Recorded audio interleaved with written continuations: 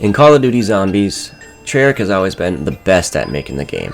I mean, they're the ones who created zombies in the first place out of pure creativity, passion, and fun. They have made a variety of amazing main Easter eggs, weapon upgrade Easter eggs, crazy ciphers and storyline Easter eggs, and just plain old fun side Easter eggs that will really just blow your mind. So today, we're going to be going over my personal top 5 favorite side Easter eggs of all time.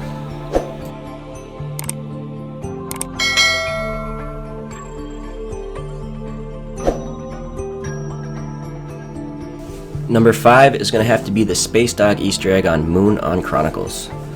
I picked this one because it just shows how tight the developers are with the community, because this is just a legend that goes way back on the Black Ops 1 version of Moon.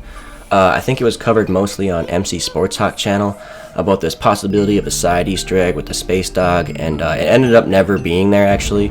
So when Blundell and the developers went back to remaster all those maps for Chronicles, they're so cool with the community that they keep in touch like that they ended up actually putting this as a real Easter egg in the Chronicles version. And yeah, it just shows how tight Blundell was with the community, and it's a pretty easy Easter egg to do. They added these dog bowls here in the lab, and you just gotta go around the map and find 3 different dog toys and shoot it with the wave gun. They're all out of map, but they're still pretty easy to hit. They're just kind of hard to see. And once you hit them all, they're gonna appear at the bowl, and then you just gotta hack the bowl, fill it with souls. Once it's done, a dog's gonna bark, and then there will be the floating dog around the surface of the moon that you can actually go see. And this isn't much of a reward for an Easter egg. It's just a little cool thing that they put out there to see. To me, this is just a sign of the love for the community from the developers, that they put in cool little Easter eggs like this.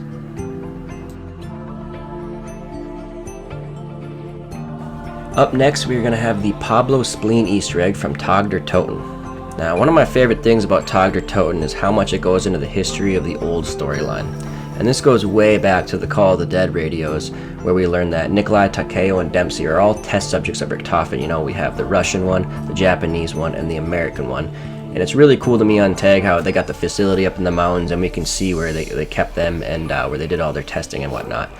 But on this Call of the Dead radio here, it actually talks about a 4th test subject, a Mexican test subject, that never survived as Richtofen cut open his spleen. He thought he killed him, so he just threw his body out to the snow. And on Kino, we all assume that the 4th picture with no face on here is Pablo. And so it's super cool that he returns on the very last Ether zombie map and actually wasn't dead this entire time and has been surviving at the Call of the Dead facility there. And kind of just going nuts up in the tower, being in solitude and just being alone for so many years. So then you gotta find his friends here, which is a bunch of puppets. Poor lonely guy, I don't know what he did with them, but you throw your snowballs at these puppets, and then you can fill up these blue fires around the map with souls, and then you're able to break the glass and get the spleen out of this cage here, and you bring the spleen to Pablo, but you gotta keep it cold, you know, go to the water first, take the zip line up, and then you give him his spleen, and then he will reward you with these yellow snowballs, which are snowballs that are basically insta-kill when you throw them. I believe, I don't know how high of a round you can go to of being insta-kill. It might be forever, I'm not sure. I don't know why they use piss snowballs to be such a powerful weapon on here. I guess it's kind of like when you're a kid. If you're a kid who's got the piss-covered balls, you kind of got the deadliest weapon in the snowball fight.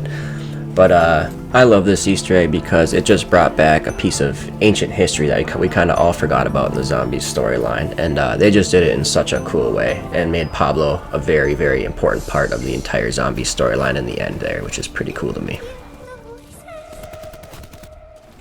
Up next for number 3, we got the flying car from Voyage of Despair.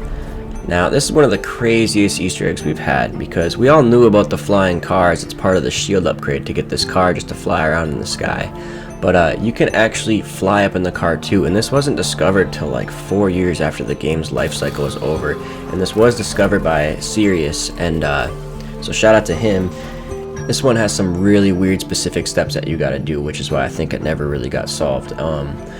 After you do the shield upgrade quest, don't finish the quest so the car stays flying in the air, but you actually have to come to this corner, crouch, hold the interaction button, take this path the same way I'm doing here, and once you get up to the ledge right here, you have to knife 2 times, stand up and swap your weapon, and then you will pop up in this car up here, which is just crazy specific. I don't know how anybody could ever figure this out. And flying around the map in this car is just one of the coolest things you can see in a Call of Duty Zombies map, and that's why this one's coming in at number 3.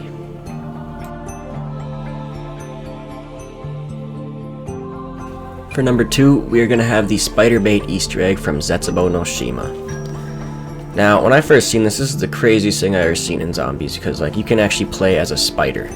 And this ain't the most powerful weapon or anything like that in zombies, but it's just super cool that you can do it. We've never been able to play as anything like this before. And this is pretty easy to do. There's a special spider during spider rounds, and you gotta bring it to each of the 115 waters and feed it, and then trap it in this cage, and it'll go underground for a couple rounds, and then the next spider round, the cage is gonna rise up with a human's body wrapped up in it, and you take the injection from that, and as you can see on your right on the D-pad here, you have the spider bait weapon. So you can use this whenever you want, and it basically turns you into a spider and leaves your carcass here. And you're not very strong when you're a spider though, and you can go back to your body at any time. It's kind of a pointless Easter egg to do, but it's just super cool to do it at least once so you know what it's like to be a spider in zombies.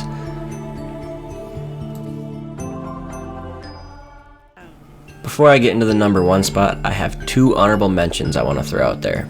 First is the secret from Togder Toten. This one's crazy to me, that, especially at first when no one really understood how to do it right away. That you can fling yourself way out of the map like this, swim through this crazy tunnel, and then you're at a completely different area with a different skybox, and it's just a reference to Shangri-La being on Mars, and I think it's really cool the developers put this in here.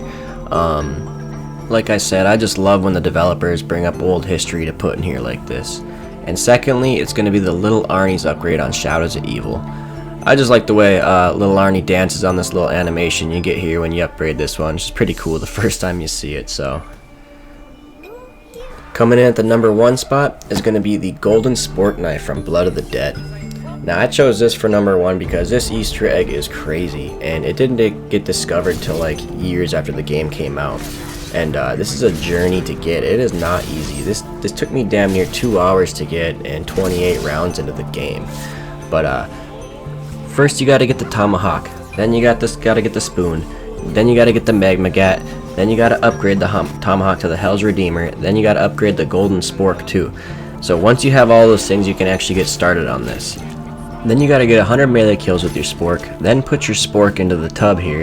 And then you got to go around the map and pick up 3 different rocks with your Hell's Redeemer, and then you got to put those 3 rocks in the 3 different traps, and then you got to get 100 kills at each of those traps, pick up the stones, then you got to pick up 1 more stone on the way, put them in the oven here to make these like infinity stone things, and it gives you basically like this infinity shank, which is pretty cool.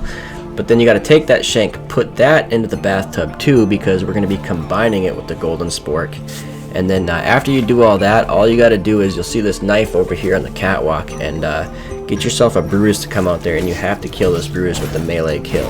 And as soon as you kill that Brutus with the melee kill, you can go down to the tub, press square on it, and get your Golden Spork knife. This thing is a 1-hit melee kill on any round for the zombies, and it is also a 1-hit on Brutus too, so if you're willing to go through this journey to get it, I guess it's worth it. But because this is the most powerful melee weapon we'll ever have in zombies, and it's just a super cool Easter egg that they decided to put in here, and I like how the most powerful weapon, or most powerful melee weapon Treyarch's ever made is a freaking prison shank at the end of the day. Super cool to me, and that's why this is number 1 on my list here. So if you guys like this type of zombies content, just please like, comment, and subscribe, because I'm going to be having plenty of videos coming out in the future. So, thank you guys for watching. Until next time, take it easy.